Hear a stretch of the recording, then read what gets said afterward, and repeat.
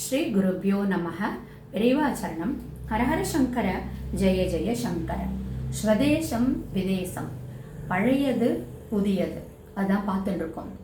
அதாவது இந்த மாதிரி ஃபாரின் கண்ட்ரியில் ஏதாவது புதுசாக பண்ணியிருந்தா அது ஏற்புடையதாக இருந்தால் நம்ம கண்ட்ரிக்கு நம்மளுடைய தேசத்தினுடைய பண்பாட்டுக்கு ஏற்ற மாதிரி இருந்ததுன்னா அக்செப்ட் பண்ணிக்கிறதுல தப்பு இல்லை.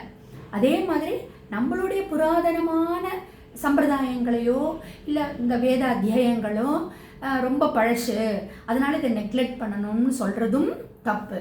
அதான் நம்ம பெரியவா சொன்ன மாதிரி பழையன கழியதிலும் புதியன போதலும்னு பாரதியனுடைய கோட் பண்ணி சொல்கிறார் பெரியவா. ஸோ ஒரு நாவல் ஒரு புது தன்மை உள்ளது அப்படின்னு சொல்லி ஒரு இன்வென்ட் பண்ணுறா, மற்ற கண்ட்ரிஸ் பண்ணுறா. அதை நம்ம ஆளா பறந்து அதை வாங்குகிறோம், ஆர் அதை யூஸ் பண்ணுறோம். ஃபார் எக்ஸாம்பிள் எது வேணால் இருக்கட்டும், செல்ஃபோனாக இருக்கட்டும், எனி சயின்டிஃபிக் இன்வென்ஷனாக இருக்கலாம், ஆர் இந்த மாதிரி மாடர்னாக இருக்கக்கூடிய ஒரு ட்ரெஸ்ஸோ, எனிதிங் ஆஃப் தட் மேட்டர். ஒரு நாவலிட்டியாக இருக்குது அப்படிங்கிறதுக்காக நம்ம கண்மூடித்தனமாக அதை அதுக்கு பின்னாடி போகக்கூடாது. ஏன்னா எந்த ஃபாரின் கண்ட்ரிஸ் அதை இன்வென்ட் பண்ணாலோ அவளே அதெல்லாம் த்ரோ பண்ணிவிட்டு, ஐயோ எங்களுக்கு இதிலெல்லாம் ஆத்ம திருப்தி கிடைக்கல அப்படின்னு நம்மளுடைய வேதங்களையும் அங்கங்களையும் உப அங்கங்களையும் தேடி வரக்கூடிய காலகட்டமாக இது இருக்குது.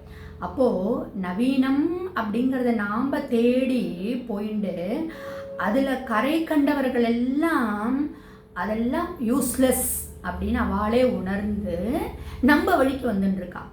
ஆனால் நம்மளுடைய அந்த பழைய வழியை ஆதாரமாக வச்சுண்டு போகாமல் இருக்கிறது தான் தப்பு. அழகாக ஹெட்டிங்கே கொடுத்துட்டா பெரியவா.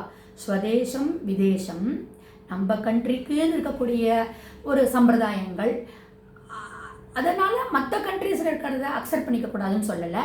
டெஸ்ட் பண்ணி பார்த்து நம்ம ஆராய்ந்து நம்மளுக்கு யூஸ்ஃபுல்லாக இருந்ததுன்னா பண்ணலாம்.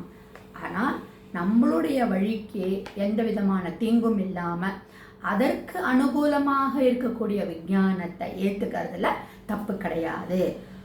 ஏன்னா அதில் லோகக்ஷேமம் அடங்கியிருக்கு. சப்போஸ் அதில் ஏதாவது தப்பு இருந்ததுன்னா இந்த மாதிரி இருக்குது அப்படின்னு நம்ம பாயிண்ட் அவுட் பண்ணுறதில்ல. இப்போது ஒரு பெஸ்ட் எக்ஸாம்பிள் சொல்கிறேன் பாருங்களேன். நம்மளுடைய ஆயுர்வேதத்தில் சொல்லப்பட்டிருக்கக்கூடிய மருந்துகள்லாம், மூலிகைகள்லாம் அவ்வளவு வேல்யூபிள்.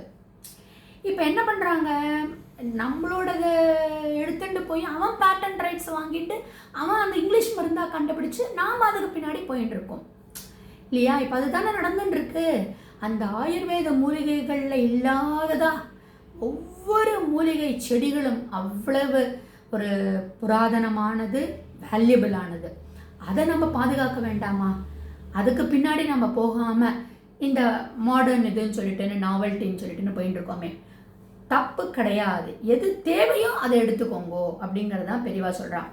அதாவது குமரில்ய பட்டர் என்ன பண்ணாராம், நம்மளுடைய இந்து தர்மத்தை காப்பாற்றணும். அவர் முருகனுடைய அவதாரம் குமரில்ய பட்டர். அவர் என்ன பண்ணுறார், இந்த பௌத்த தர்ம தழைத்து ஓங்கின்னு இருந்தது, அப்படியே எல்லா இடத்துலையும் ஸ்ப்ரெட் ஆகிட்டு பயங்கரமாக ஒரு காட்டுத்தீ மாதிரி பரவிட்டு இருந்தது.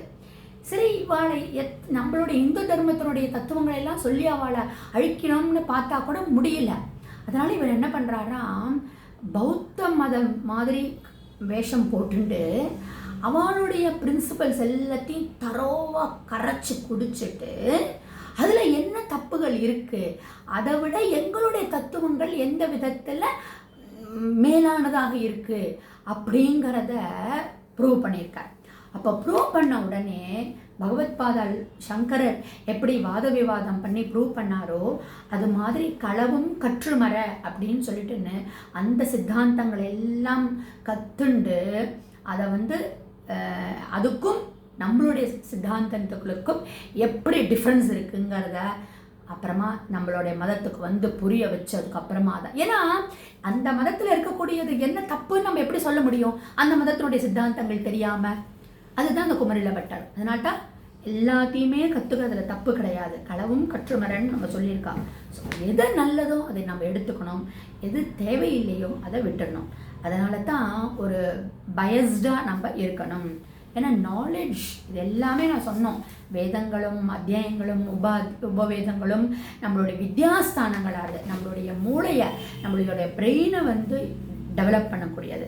ஸோ இந்த பிரெயின் டெவலப்மெண்ட்டுக்கு பழையது புதியதுன்னு வித்தியாசம் பார்க்காம, ஸ்வதேசம் விதேசங்கிறத பார்க்காம, நல்லதாக இருந்தால் எடுத்துண்டு தேவையில்லாத நம்ம விட்டுட்டோம்னா தான் நம்மளுக்கு நல்லது. அதே சமயத்தில் நம்மளுடைய புராதனத்தையும் அட் எனி காஸ்ட் விடக்கூடாது அப்படிங்கிறது தான் இந்த டாபிக் மூலிமா பெரியவாரம் பழக எக்ஸ்பிளைன் பண்ண.